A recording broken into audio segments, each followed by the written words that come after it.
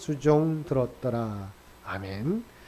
오늘도 말씀과 기도로 금요일 하루를 시작하는 우리 모든 성도들 가운데 하나님의 놀라운 은혜가 언제나 함께하여 주시기를 주님의 이름으로 간절히 축원드립니다. 오늘 통독할 말씀은 열왕기상 19장과 20장의 말씀입니다. 19장 전반부는 엘리야가 아합에 처 이세벨의 핍박을 피하여 다시금 호렙산으로 도피한 사실을 다루고 있습니다. 우리는 어제 말씀을 통하여 엘리야가 바알 선지자들과의 대결에서 승리한 사실을 통하여 통쾌한 쾌감을 느끼면서 이제 북이스라엘의 여호와의 신앙이 회복될 것을 기대하였습니다. 그러나 뿌리 깊은 북이스라엘의 우상 숭배는 그렇게 쉽게 무너질 것이 아니었습니다.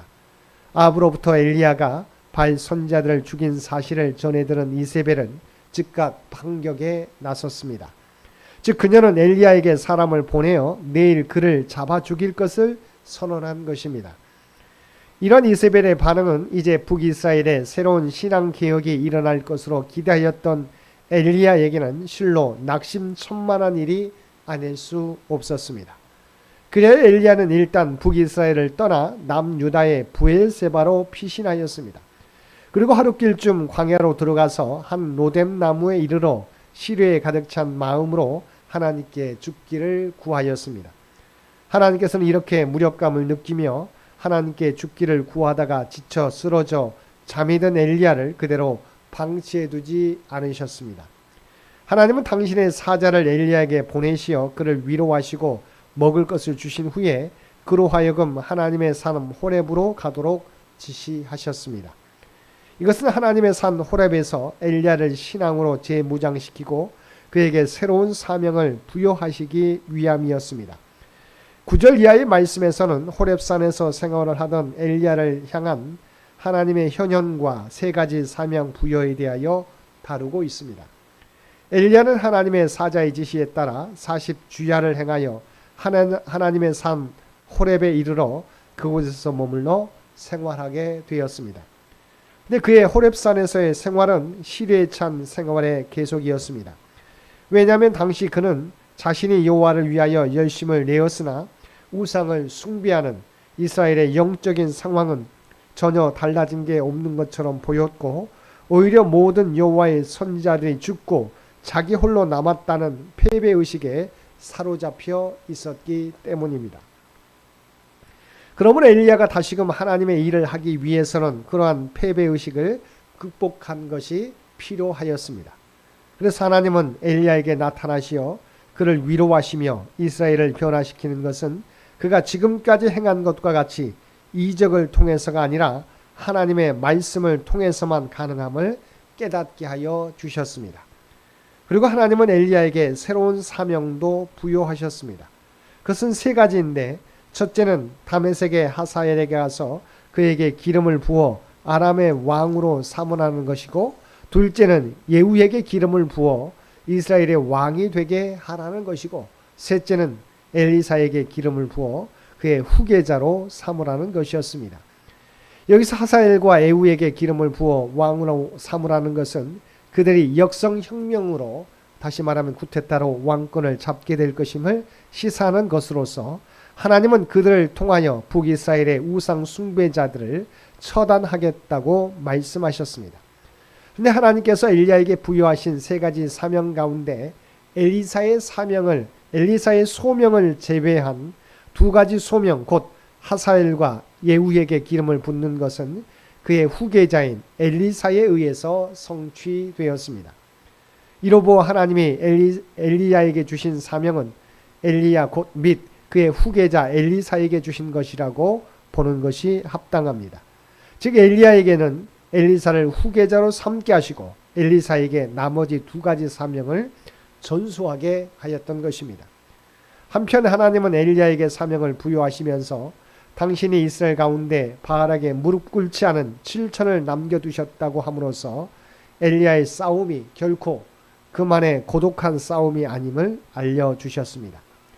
이는 자기 혼자 우상 숭배자들과 고독한 싸움을 싸우고 있다고 생각했던 엘리야에게 큰 위로가 되었을 것입니다. 19절 이하의 말씀에서는 엘리사 소명 사건을 다루고 있습니다. 엘리야로부터 후계자로 지명을 받은 엘리사의 반응은 우리의 주목을 끌기에 충분합니다.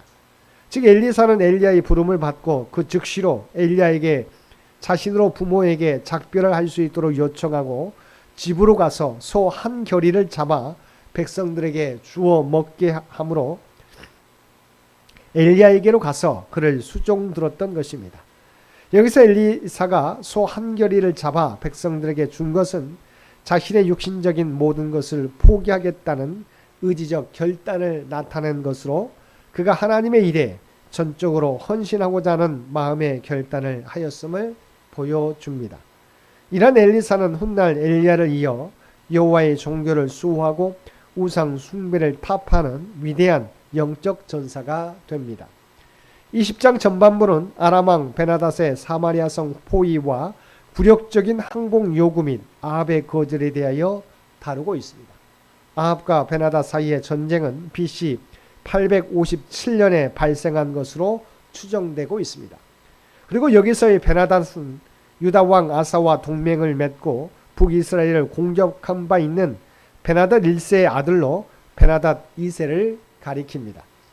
그는 아마도 아람의 소왕국들을 하나로 통합하여 통일을 이루어 근동 지역에서 큰 세력으로 부상하게 되자 해묵은 적대 관계에 놓여있는 이스라엘까지도 자기 세력하에 두기 위하여 침공한 것으로 여겨집니다.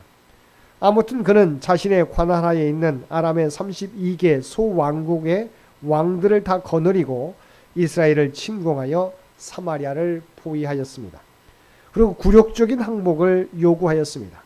즉 베나닷은 아합의 처자와 은금과 귀한 모든 것을 자기의 소유로 삼고 심지어는 아합의 신하들의 재물까지도 자기 마음대로 하겠다는 것이었습니다. 아합은 처음에는 이러한 베나닷의 요구에 대하여 최대한 비굴한 자세를 보이며 협상하고자 하였습니다. 그러나 신하들과 의논한 뒤에는 베나닷의 요구를 조건부로 들어주겠다고 함으로써 사실상 베나닷의 요구를 거절하였습니다. 이렇게 하여 이스라엘과 아람과의 한판 전쟁은 불가피하게 되었습니다. 13절 이하의 말씀에서는 제1차 대아람 전투에서의 이스라엘의 승리에 대하여 다루고 있습니다. 그러나 이 전쟁은 이스라엘이 절대적으로 불리한 전쟁이었습니다. 그것은 베나닷이 아합에게 굴욕적인 항복을 요구한 사실로도 충분히 짐작할 수 있습니다. 그런데 본문을 보면 한 선지자가 아합 왕에게 나아가 이번 전쟁에서 이스라엘이 승리할 것이라고 예고하고 각 도의 지방 방백들의 용사들로 하여금 이번 전쟁에 선봉에 서게 하라고 세세한 작전 지시까지 하여 주었습니다.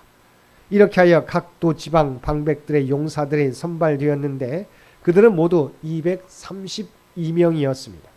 그들은 사마리아 성을 나가 아람 군대를 향하여 진격하였습니다. 그때 아람 왕 베나닷은 32명의 소왕국들의 왕들과 더불어 술에 취하여 있었는데 이스라엘 군사들의 진군 보고를 듣고도 그저 그들이 항복하러 오든지 싸우러 오든지 사로잡으라고 명령할 뿐이었습니다. 즉 술에 취하여 교만해진 베나닷과 그의 군대는 정신 상태가 해이해져 있었던 것입니다. 결국 이번 전쟁의 승리는 이스라엘의 것이 되었고 베나닷은 겨우 목숨을 부지하여 도망하지 않으면 안 되었습니다. 22절 이하의 말씀에서는 제2차 대아람 전투에서의 이스라엘의 승리에 대하여 다루고 있습니다. 아합과 베나닷과의 제2차 전쟁은 1차 전쟁이 발발한 이듬해에 시작되었습니다. 그 사이 북이스라엘은 일전에 아합에게 북이스라엘의 승리를 예고한 선지자의 조언에 따라 군비를 확충하는 등 나름대로 아람의 2차 침공에 대비하였습니다. 한편 1차 전쟁에서 패한 아람의 진영에서도 나름대로 그들의 패인의 원인을 분석하였습니다. 그 원인이란 이스라엘의 신은 산의 신이기 때문에 자기들이 산에서 싸우는 것은 불리하다는 것이었습니다. 그래서 그들은 다시 전열을 정비하여 이번에는 평지에서 싸우기로 하였습니다. 이렇게 해가 돌아오자 베나닷은 군대를 이끌고 이번에는 아벡으로 와서 이스라엘과 싸우고자 하였습니다. 26절과 27절 말씀에 보면 아람과 이스라엘의 두 진영을 비교하기를 아람 사람은 그 땅에 가득하였고 이스라엘은 두 무리의 적은 염소떼와 같았다고 기록하고 있습니다. 이것은 당시 이스라엘의 군사력이 아람의 군사력에 비해 얼마나 열세 있었는가를 짐작하게 해줍니다. 또한 29절에서 이스라엘이 하루에 죽인 아람 사람의 수가 10만 명이었다고 한 것으로 보아서 아람의 군사력은 어마어마하였던 것이 분명합니다. 그런데 하나님의 사람이 다시 아합에게 와서 구하기를 여호와께서 아람 사람들이 이스라엘의 신은 산의 신이요 골짜기의 신은 아니라고 한다고 하였으나 오늘 이스라엘로 승리하게 하심으로 당신이 일개 지역신이 아니라 우주를 창조하시고 다스리시는 유일한 참 신이심을 나타내 보이겠다고 말씀하셨습니다. 결국 이 예고에 따라 이스라엘은 하루에 10만이나 되는 아람 사람들을 죽였으며 그나마 살아서 아벡성으로 도망한 아람 사람들은 성이 무너짐으로 2만 7천 명이나 몰살당하고 말았습니다. 그리고 베나닷은 성의 깊은 은신처로 들어가 숨고 말았습니다. 이렇게 하여 이스라엘의 하나님이신 여호와께서는 살아계신 유일한 우주적 하나님이신 것이 만천하에 드러나게 되었습니다. 그러한 의미에서 아람의 2차에 걸친 이스라엘 침공은 하나님이 참 하나님 되심을 이스라엘과 만천하에 공표하기 위한 하나님의 섭리의 결과였다고 할 수 있습니다. 그러나 그럼에도 불구하고 아합은 이후에도 계속해서 하나님의 명령을 무시하고 우상을 숭배함으로써 하나님의 준엄한 심판을 피하지 못하게 됩니다. 마지막 31절 이하의 말씀에서는 베나닷을 살려준 아합의 과오와 아합을 향한 심판 경고에 대하여 다루고 있습니다. 아합과 베나닷과의 1차, 2차 전투는 모두 아합의 승리로 돌아갔습니다. 물론 이 전쟁에서 아합이 승리를 거둔 것은 하나님께서 베나닷의 교만을 꺾고 당신이 참 하나님이신 것을 이스라엘은 물론 만천하로 하여금 알게 하기 위하여 이스라엘을 도우신 결과였습니다. 그런데 아합은 전쟁에서 패한 베나닷이 목숨을 구걸하자 그와 조약을 맺고 그를 살려주었습니다. 이것은 일면 승리자의 아량인 것 같지만 사실은 승리감에 도취된 아합이 교만한 베나닷을 심판하고자 하셨던 하나님의 뜻을 거스른 처사였습니다. 그런 자신이 마치 이번 전쟁에서의 승리의 주체라도 되는 것처럼 자기 마음대로 베나닷을 살려주었던 것입니다. 그 결과 전쟁에서 패한 베나닷 대신에 그를 살려준 아합이 하나님의 심판 경고를 들어야 했습니다. 즉 하나님은 한 선지자 생도를 통하여 베나닷의 생명 대신에 아합의 생명을 취할 것임을 선포하셨습니다. 그런데 선지자 생도가 아합에게 하나님의 메시지를 전달하는 과정을 보면 매우 특이한 것을 볼 수 있습니다. 즉 본문에 나타나는 선지자 생도의 행위는 소위 행위 예언이라고 불리는 것으로 자신의 예언이 반드시 성취될 것임을 강조하기 위해 선지자들이 종종 사용하는 방법이었습니다. 결국 아합에 대한 선지자 생도의 예언은 아합이 베나닷과의 3차 전투에서 전사함으로써 성취되게 됩니다. 사랑하는 성도 여러분, 인생의 성패는 하나님께 달려있는 줄 믿습니다. 그럼에도 불구하고 우리는 아합처럼 전쟁의 승리가 자신의 능력 때문인 것으로 착각할 때가 많이 있습니다.